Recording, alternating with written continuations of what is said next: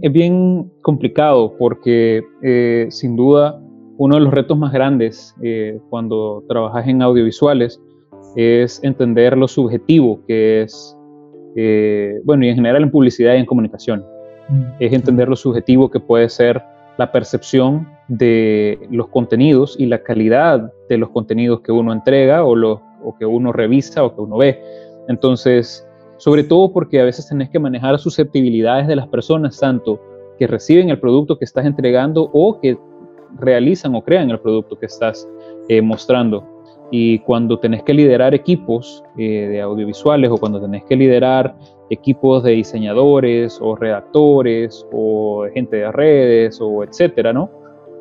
Se vuelve muy retador y quizá uno de los puntos más complicados cuando te toca ser líder de uno de estos grupos es la gestión humana, es decir, entender lo complicado que puede significar manejar distintos tipos de personalidades, entender que todos tienen un ritmo diferente, entender que todos tienen un método de trabajo diferente y que a pesar de que uno les muestre o exista ciertos estándares de procedimientos, no toda la gente trabaja igual y no toda la gente rinde de la misma forma. Entonces, la gestión humana sin duda es un reto, sobre todo porque nadie que viene de producción tiene o una materia o una enseñanza formal de cómo manejar recurso humano, ¿no? Uno tiene que de pronto cursar un par de materias de psicología o de administración de empresas, por decirlo de esa forma, para que realmente se forme una idea de cómo se gestiona el recurso humano, cómo realmente optimizar el talento de la gente, a dónde las personas van a quedar bien, a dónde las personas, a pesar de ser talentosas, no van a dar el ancho o no se van a sentir bien trabajando en esa posición, ¿verdad? Eso creo que es un reto muy grande y creo que una de las principales cualidades que se tiene que tener es la empatía y la por decirlo de esta forma, la humanidad de entender a los equipos, ¿verdad? Muchos podrían decirte que buscar la calidad es siempre como uno de los motivos más grandes, pero no puedes asegurar calidad si no tenés un equipo humano o no tenés un cuerpo profesional que realmente esté por lo menos comprometido y entendido de qué es lo que está haciendo. Entonces creo que la empatía es una situación muy importante a nivel de ser líder de grupos, tanto de publicidad como de audiovisuales. Y una segunda que también es muy, muy importante, que va en todo esto, es ser muy organizado. Sobre todo por el tipo de trabajo que uno tiene, suele ser como muy volátil. A veces unas cosas se pueden desarrollar en muy poco tiempo, otras se pueden desarrollar ejecutar en tiempos más largos. Entonces uno tiene que realmente estar preparado y organizarse para mantener múltiples proyectos a la vez y entender, por ejemplo, quién está trabajando con qué. Y la organización en general es un reto, sobre todo cuando son mentes creativas, porque usualmente la organización está diametralmente opuesta, ¿no?, a la creatividad. Entonces suelen existir estas situaciones. Digamos que yo esos dos pondría como mis cualidades número 1 y número 2, empatía y organización.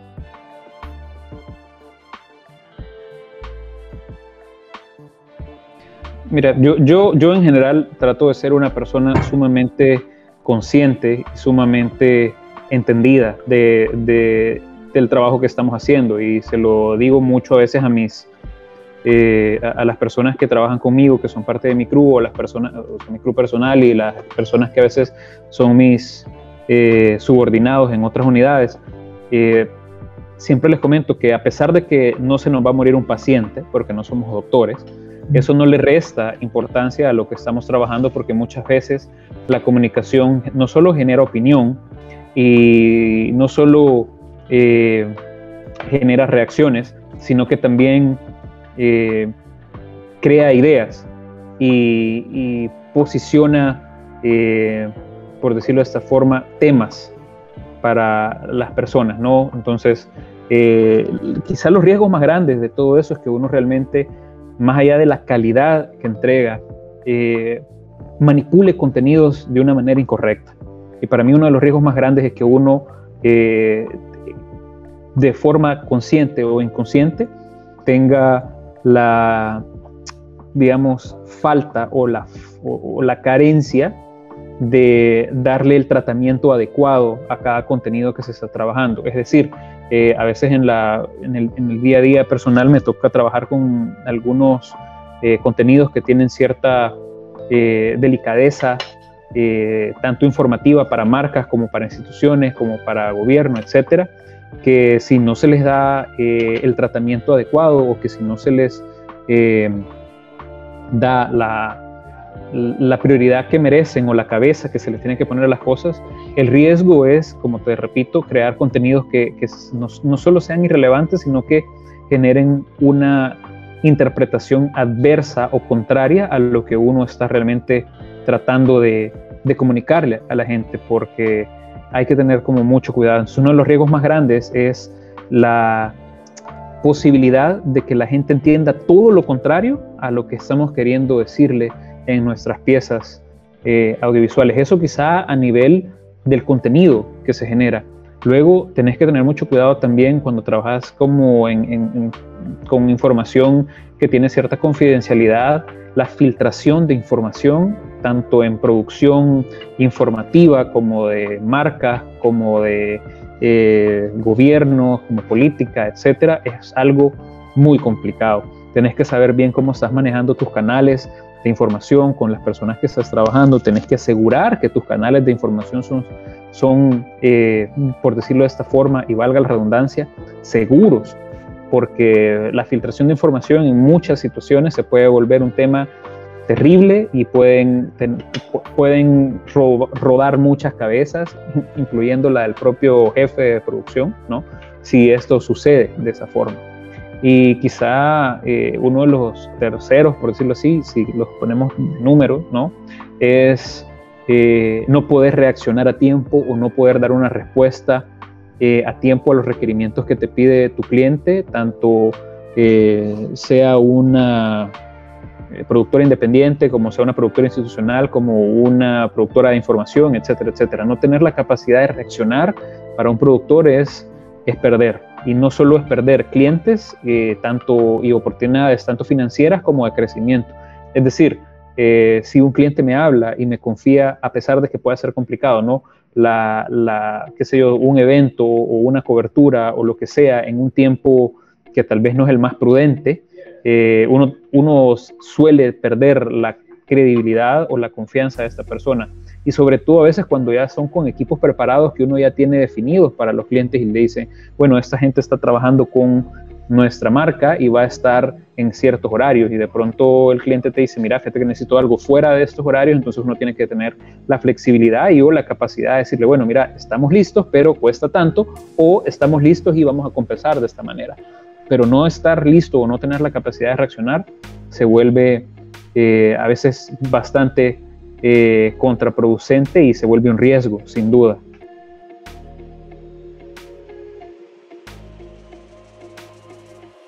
La verdad que te soy muy sincero, mucho tiene que ver con mi actitud hacia el trabajo y el tipo de mercado en el que me muevo, porque acá en mi país y en Centroamérica en general, es muy pequeño. Es decir, que uno se encuentra muchas veces con muchas personas y se vuelve uno como una figura, por decirlo de esta forma. Yo casi tengo 15 años de estar trabajando en el área de comunicaciones, de producción y de audiovisuales, y quizá uno de los proyectos que genera un poco más de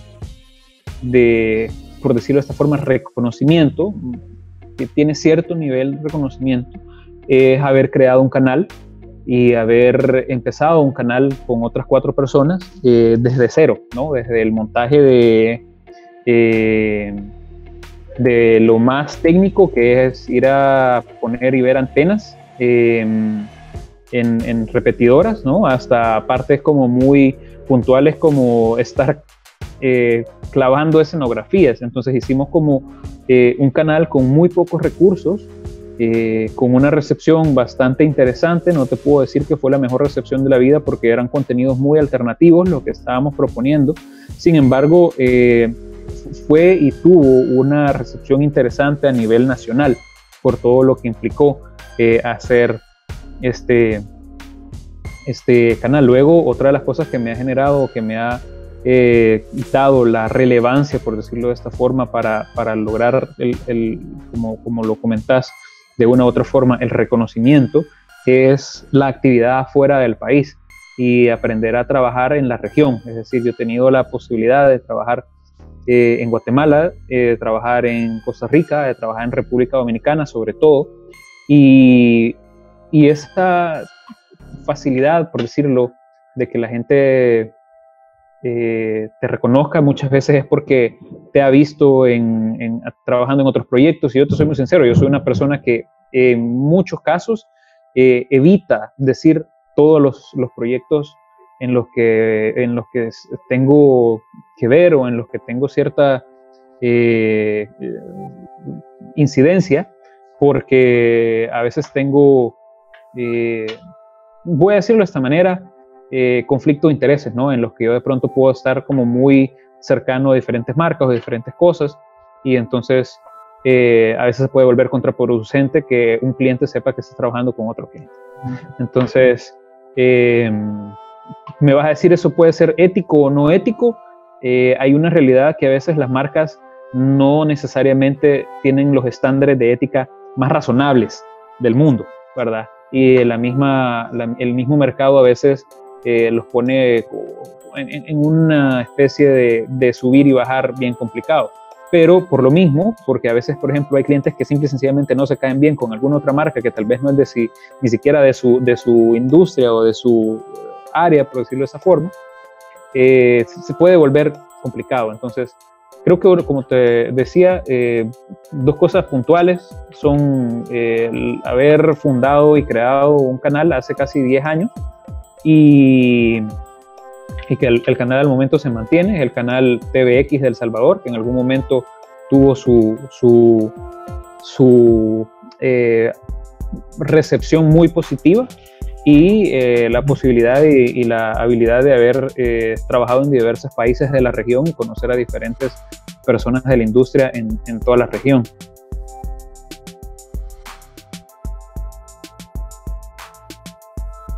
Creo que otra de las situaciones que se vuelve un poco complicada, y cuando me contabas cuáles son los riesgos de un productor, cosas por el estilo, es realmente no saber manejar clientes. Y eso también tiene mucho que ver con la habilidad que tiene uno de manejar diferentes actitudes o diferentes personalidades. Yo en lo general no es que diga trato de elegir a mis clientes, porque a veces eso se vuelve muy irreal. No siempre uno tiene la habilidad de elegir a sus clientes. Y te lo digo porque he trabajado con clientes de muchísimas nacionalidades, de muchísimos, digamos, grados académicos, y uno quizá lo que más puedo hacer es, y como consejo personal, es mantenerse neutral a la carencia o exceso de requerimientos de los clientes, porque tener los clientes que te piden todo tal cual hasta el último color de cómo quieren que tenga la corbata algún entrevistado, como te puedes topar con un cliente que no tiene ni siquiera la idea de cómo hacer las cosas y solo las quiere ver ya hechas. Entonces, y mucho de la actitud de los clientes depende de qué tanto sienten, y lo digo sienten, que saben, porque no todos es que saben, algunos saben más, otros saben menos, y algunos sienten que saben un montón. Entonces, mucho depende de cómo esas personas reaccionen a tu forma de actuar. Creo que en general a mí me gusta ser como muy puntual y muy preciso en las cosas que les pido a los clientes, para no solo demostrarles que sé lo que estoy haciendo, porque la gente te está hablando porque tienen la seguridad de que vos les puedes resolver un problema o les puedes dar solución a las necesidades que ellos tienen a nivel de comunicación, de publicidad o de producción. Pero más allá de eso, una cosa que se vuelve, como te digo, algo que te sirve mucho, es mantenerte neutral a los comentarios que estas personas hagan y a la forma en cómo estas personas conduzcan una dinámica de cliente-proveedor que a veces se puede volver muy complicada. En el sentido que, como te digo, hay clientes que son una maravilla de seres humanos, pero al mismo tiempo son un dolor para trabajar con ellos. Y hay otras personas que como seres humanos no son las personas más agradables del mundo, pero es súper fácil trabajar con ellos. Y así, ¿verdad? Se combinan, ¿no? Está como esta matriz en donde vos puedes tener gente que sabe y que es chévere trabajar, y gente que no sabe, y etcétera, ¿no?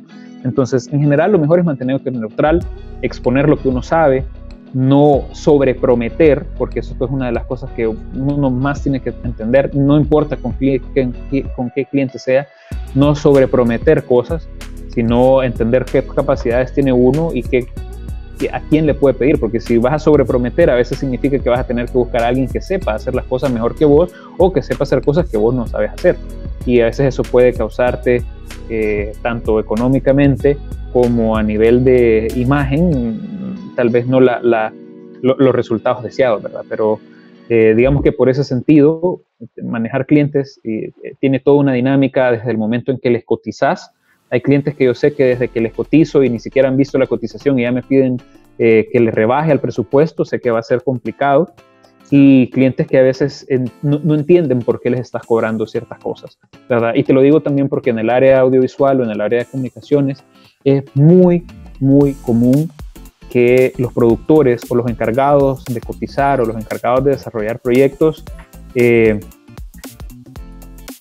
inflen precios de una manera un poco más personal, y al mismo tiempo está el otro extremo de otros productores que hacen una subvaloración del trabajo extrema. Entonces, te lo digo que como cliente no puedo imaginarme la forma en que deciden entre rangos de precios que están completamente disparados, ¿verdad?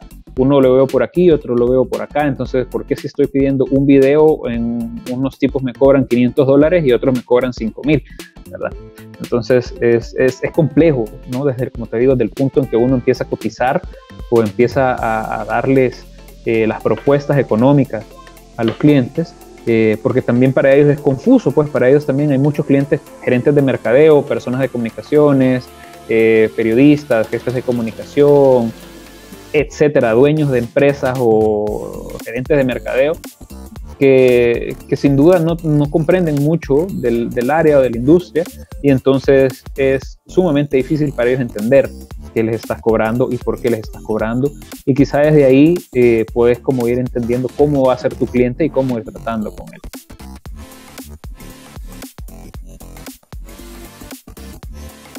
Mira, pasan cosas complicadas con esta situación. ¿Cómo te lo digo? Lo que pasa es que hay que entender la industria, y hay que entender que no es lo mismo la industria a la profesión, ¿verdad? La industria de contenidos audiovisuales mueve millones, pero millones, y una cantidad exagerada de dinero al año. Entender que hacerme un espacio en esa industria no necesariamente significa que yo estudié o que soy o que mi profesión está dentro de esta industria. Cuando uno trabaja dentro de un engranaje de producción, usualmente se vuelve una pieza dentro de un proceso, se vuelve una pieza dentro de un esquema, y entonces muy probablemente la valoración de tu trabajo, a pesar de que sea arduo, a pesar de que sea bueno, a pesar de que no tenga comparación, está supeditada a cómo trabaja este esquema. Entonces, por ejemplo, si tú sos muy bueno haciendo fotografías para un periódico, al periódico le va a encantar que vos tomes buenas fotografías, pero la plaza del periódico y la remuneración de esa plaza pueden ser $600 o $700, y es qué sé yo, para alguien que de pronto está en un nivel intermedio o todavía junior, y vas a tener que buscar en otros lugares, en otros esquemas, para que realmente te valoren. ¿Por qué? Porque la industria le dice al periódico que su punto de balance o su punto de ganancias, o la ganancia que quieren tener los dueños del medio, implican tener esas plazas con esos precios. Ahora, si luego nos vamos a la parte donde ya tenés o manejas proyectos o administras recursos de otros clientes, tenemos que entender qué le estamos ofreciendo al cliente y cómo lo podemos generar. Por ejemplo, si yo como productor puedo generarle al cliente piezas adecuadas o contenido bueno y puedo lograr una dinámica de trabajo que entregue esa calidad y lo haga con bajos costos, esa es mi pericia como productor de lograr mi ganancia. Es decir, de pronto yo tengo un proyecto que tiene como presupuesto final $10,000 y me gasto $3,000 en hacer y entregar el producto. Entonces, eso ya depende mucho de cómo yo comprendo los modos de producción, de cómo yo sé que vamos a hacer las cosas, de los recursos que voy a ocupar, pero para eso, como te repito, depende mucho la pericia. Entonces, yendo al punto de que si es valorado o no es valorado, la gente no valora nada, y eso uno lo tiene que tener claro. Sobre todo el latinoamericano o el centroamericano que encuentra dentro del contenido de entretenimiento algo informal. Y se lo digo porque la mayoría de estudiantes, cuando he ejercido la docencia, les digo, seguramente sus papás no están tan felices de que ustedes hayan estudiado esta carrera, ¿verdad? O de que ustedes se hayan elegido trabajar de esto. Me pasó, y yo tuve la situación de que mi papá no estaba feliz de que yo estudiara lo que yo estudiar y me dijo que me iba a morir de hambre. Entonces, ya depende mucho de cómo uno entienda su profesión y cómo entienda la industria, ¿verdad? Son cosas muy diferentes, ¿verdad? Un médico no parte o no es la industria de salud. Un videógrafo, un fotógrafo no es parte o no es completamente de la industria de entretenimiento o de infoentretenimiento o de comunicación y publicidad que existe en general. Entonces, son cosas bien puntuales y son cosas muy subjetivas de quién te valora, cómo te valora o quién valora qué. Entonces, te puedo decir que existen lugares donde te van a valorar y donde sin duda vas a tener una remuneración con la que uno se sienta feliz, y van a haber otros lugares donde no, simple y sencillamente, porque hay gente que, como te lo digo en general, hace la premisa de que no valoran nada y que hasta que lo sorprendes o hasta que lo mostras o hasta que das una sorpresa, vamos a decirlo de esa manera, realmente entonces entienden el significado de las cosas. Pero es como te digo, es una situación un poco compleja esa pregunta, porque no tiene una respuesta de sí y no, sino tiene una respuesta de quién y cuándo, ¿verdad? Y a veces incluso dónde van a valorar las cosas.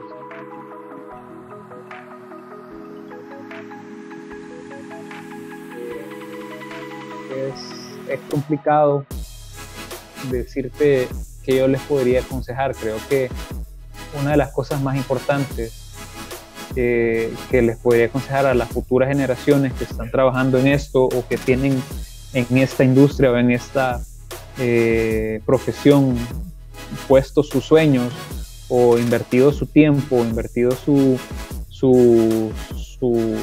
vida, es que hay que ser perseverantes y consistentes. Eso es quizá una de las cosas que te la va a decir, y tal vez una de los consejos más cliché que vas a escuchar, vea, que de pronto lo vas a leer en alguna frase de Paulo Coelho, qué sé yo, pero que es real en la mayoría de ¿cómo se llama?, de profesiones, pero que por lo menos en publicidad y en audiovisuales, a veces la gente quiere hacer un gol y ser campeón con ese gol. Y muchas veces vos no vas a estar en un partido de la final, sino que vas a estar en un partido ni siquiera clasificatorio, sino a torneo regular, y vas a echar un montón de goles y nadie te los va a celebrar como si echaras un gol en un campeonato. Y pongo ese ejemplo porque eso nos pasa usualmente a las personas que trabajamos en audiovisuales, que queremos hacer algo súper bueno ya, o que queremos tener el éxito en este momento, y a algunas personas les va a pasar, a otras personas no les va a pasar tan rápido, y a algunas nunca les va a pasar, ¿verdad? Pero todo depende de la constancia y la perseverancia con que realmente trabajes de esto. A veces puede ser, cuando son trabajos como este, que son como muy artísticos, donde hay mucho sentimiento personal entregado al trabajo, van a haber muchos bajones emocionales, ¿no? Entonces va a decir gente, es increíble que no le guste, si yo pasé tanto tiempo haciendo esto, es increíble. El desánimo es el peor enemigo de alguien que trabaja en audiovisuales y en publicidad, porque tu estado emocional da mucho o tiene mucho que ver con la calidad de tu trabajo. No es como cuando estás operando una máquina de hacer cuellos, no puedes estar triste, puedes estar feliz, independientemente la velocidad de la máquina es la misma y la habilidad es la misma, pero no van a ser las mismas ideas que vas a tener cuando estás triste, que cuando estás alegre, que cuando estás animado, cuando estás desanimado. Y no te voy a decir que no van a salir buenas ideas cuando estás triste, puede que estés súper deprimido y eso te llegue a tener una buena idea para algo, ¿verdad? Pero tenemos que entender que si lo mantenemos y se hace constante y tenemos esa perseverancia, es más fácil que encontremos resultados a que solo hagamos una cosa y queramos ver que eso ya es algo, ¿no? Entonces, quizá mi mayor consejo es la perseverancia y la constancia, ¿no? De estar haciendo las cosas. Y no lo quiero decir como luchen hasta conseguir sus sueños, porque eso todavía es mucho más cliché de lo que ya es las dos que te estoy diciendo. Pero la cosa es que tenemos que tener bien claro que a veces no va a ser de la noche a la mañana y que muchas veces puede tomar años llegar a los lugares donde queremos estar, ¿verdad?